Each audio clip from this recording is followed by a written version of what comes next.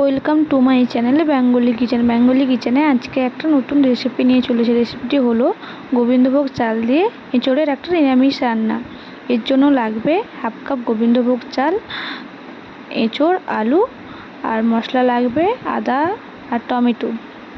এরপর আদা টমেটো ভালো করে পেস্ট করে নিতে হবে। এঁচোড় আর আলু লবণ আর হলুদ দিয়ে ভালো করে সেদ্ধ করে নিতে হবে। আমি সেদ্ধ করে নিয়েছি। এরপর কড়াই গরম হয়ে গেলে পরিমাণ মতো তেল দিয়ে সর্ষের তেল দিয়ে দেব। তেলটা গরম হয়ে এলে একটা বড় এলাচ, একটা ছোট এলাচ, 2-3টে লবঙ্গ আর 2টো তেজপাতা আর একটা শুকনো লঙ্কা কেটে দিয়ে দেব। এরপর 5 ফোড়নও দিয়ে দেব।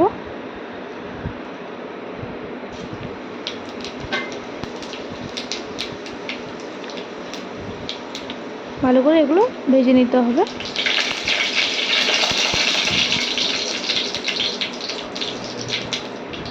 ভাজা হয়ে গেলে আদা টমেটো পেস্টটাও দিয়ে দেব। দিয়ে ভালো করে ভেজে নেব। একটু পরিমাণ মতো হলুদ গুঁড়ো, লঙ্কার গুঁড়ো,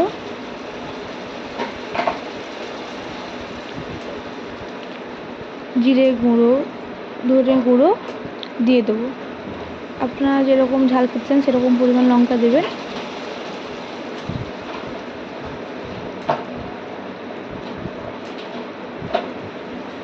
দিয়ে ভালো করে মশলাটা কষিয়ে নিতে হবে।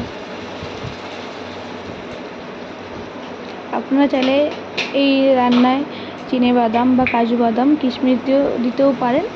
আমার কাছে ছিল না তাই দিইনি। দিলে খুব ভালো লাগবে খেতে। এমনিতেও খেতে ভালো হয়েছিল। এবার সব মশলাগুলো ভালো করে কষিয়ে নিতে হবে।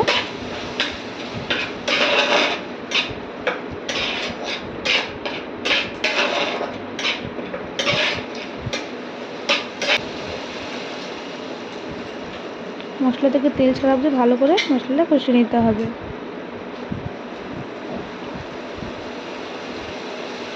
এবার মশলাটা কত সুন্দর কালার এসছে। মশলা থেকে তেল ছেড়ে দিলে অল্প একটু সামান্য পরিমাণ জল দিয়ে দেবো।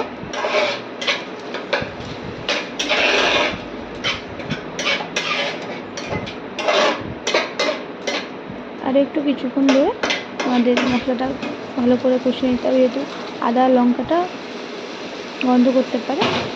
তারপর আমরা 5 চামচ মতো দই নিয়ে নিয়েছি। দইটা দিলে এই রান্নাটা খেতে খুবই ভালো লাগে।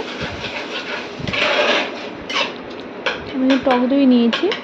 টক দইটা দিয়ে ভালো করে কিছুক্ষণ ধরে মশলাটা কষিয়ে নেব।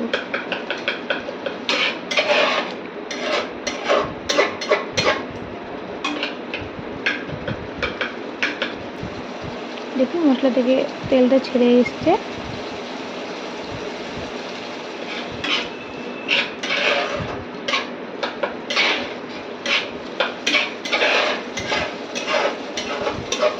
গোবিন্দভোগটা আগে থেকে ভালো করে ধুয়ে রাখতে হবে।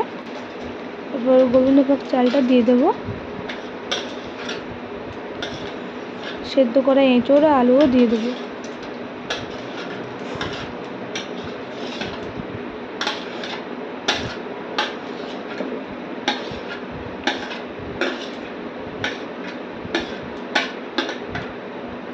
তারপর ভালো করে কিছুক্ষণ মশলা আর এঁচোড় আর আলুগুলো ভালো করে কষিয়ে নেব।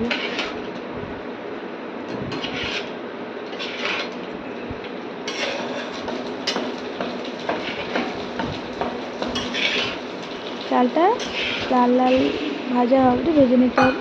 ভাজা হয়ে গেলে পরিমাণ মতো আমাদের জল দিয়ে দিতে হবে। এঁচোড় আর আলু তো আমাদের সেদ্ধ হয়ে আছে। এরপর চালটা সেদ্ধ হওয়ার জন্য আমাদের জল দিয়ে দিতে হবে।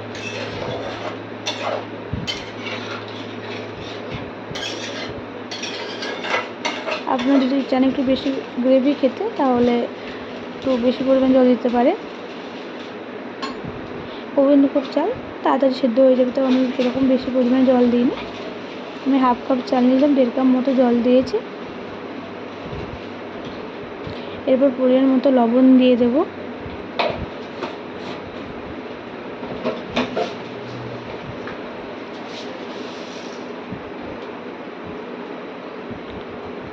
চিনিও দিয়ে দেব। যেহেতু নিরামিষ রান্না, মিষ্টি মিষ্টি খেতে খুব ভালো লাগে। দিয়ে নেড়ে কিছুক্ষণ ঢাকা দিয়ে সেদ্ধ করে নিতে হবে চালটা আমাদের।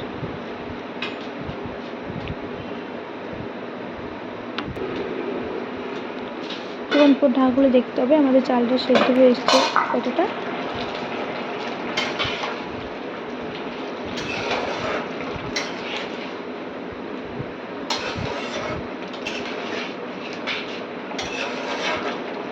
এর মধ্যে আমাদের দেখে নিতে হবে লবণ আর মিষ্টিটা প্রয়োজন ঠিক আছে নাকি। মিষ্টি লবণ যদি প্রয়োজন হয় অবশ্যই দেবেন। চালটা প্রায় সেদ্ধ হয়ে এসছে, আর কিছুক্ষণ রান্না করে নিলেই আমাদের চালটা পুরোপুরি সেদ্ধ হয়ে যাবে।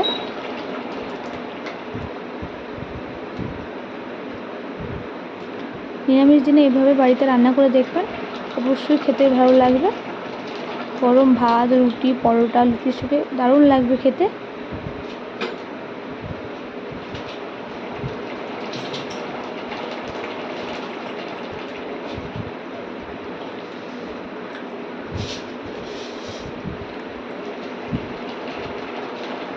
আগে আমি 1 চামচ মতো চিনি দিয়েছিলাম, তারপর মনে হলো যে আর একটু মিষ্টি মিষ্টি এগুলো ভালো হবে, আর 1 চামচ মতো চিনি দিয়ে দিলাম। এরপর আমাদের গরম মশলা গুঁড়ো দিয়ে দিতে হবে।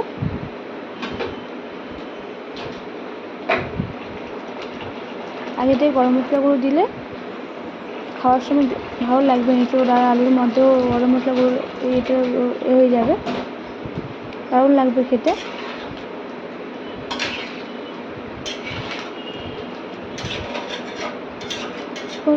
নেড়ে আবার ঢাকা দিয়ে সেদ্ধ করে নিতে হবে চালটা।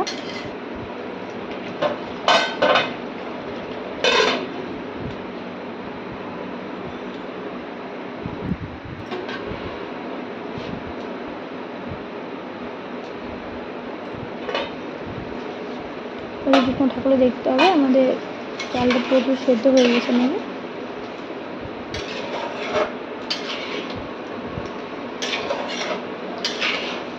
আমাদের ভিডিও যদি আপনাদের ভালো লেগে থাকে অবশ্যই লাইক, কমেন্ট অ্যান্ড সাবস্ক্রাইব করে দেবেন। এবারে খুন্তি দিয়ে আলু আর এঁচড়গুলো ছোটো ছোটো করে কেটে নিতে হবে।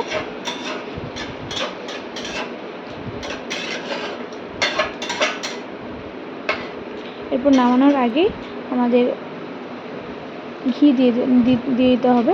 আমি এখানে 2 চামচ মতো ঘি দিয়ে দিয়েছি। ঘিটা দিলে খেতেও ভালো লাগে আর গন্ধটাও খাওয়ার সময় ভালো লাগবে। আমাদের রেসিপি তৈরি হয়ে গেছে, রেডি। কিছুক্ষণ আবার ঘিটা দেওয়ার পর নেড়ে নিতে হবে।